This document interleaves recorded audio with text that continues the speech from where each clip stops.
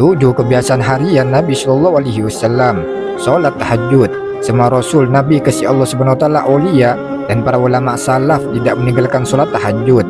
Ini merupakan ciri orang soleh dan ikhlas. Dan Allah Subhanahu Wa Taala berfirman, dan pada sebagian malam hari bertahajudlah kamu sebagai suatu ibadah tambahan bagimu. Mudah-mudahan Tuhanmu mengangkat kamu ke tempat yang terpuji. Quran Surat Al-Isra ayat 79. Membaca Al-Quran. Al-Quran merupakan pedoman muslim untuk hidup dan menjalani kehidupan. Maka membaca atau tadarus Al-Quran itu penting sekali. Kita tidak hanya disuruh membaca, tetapi juga memahami dan menghayati artinya serta dilanjutkan mengamalkannya. Memakmurkan masjid. Masjid adalah rumahnya Allah Subhanahu Wa Taala. Masjid adalah sebuah tempat suci bagi orang-orang yang senantiasa mensucikan dirinya secara lahir maupun batin. Sholat duha. Salah satu rahasia sholat duha adalah karena sholat duha adalah sedekah. Sholat duha adalah ibadah sunnah yang senantiasa dilakukan Rasulullah Shallallahu Alaihi Wasallam. Rasulullah Shallallahu Alaihi Wasallam bersabda, setiap persendian manusia diwajibkan untuk bersedekah setiap harinya, mulai dari matahari terbit. Begitu pula setiap langkah untuk menunaikan sholat adalah sedekah. Hadis riwayat Bukhari dan Muslim.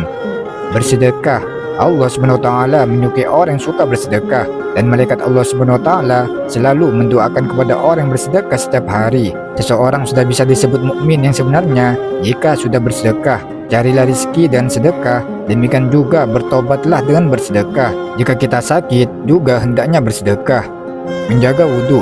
Allah Subhanahu Wa Taala menyayangi hambanya yang berwudhu. Nabi Shallallahu Alaihi Wasallam senantiasa dalam keadaan wudhu, baik dalam waktu dan keadaan apapun. Jangan tinggalkan wudhu. Kalau batal, berwudhulah kembali.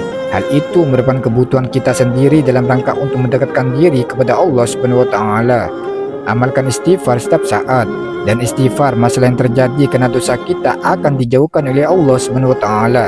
Istighfar setiap saat dan dalam keadaan aktivitas apapun diperintahkan beristighfar.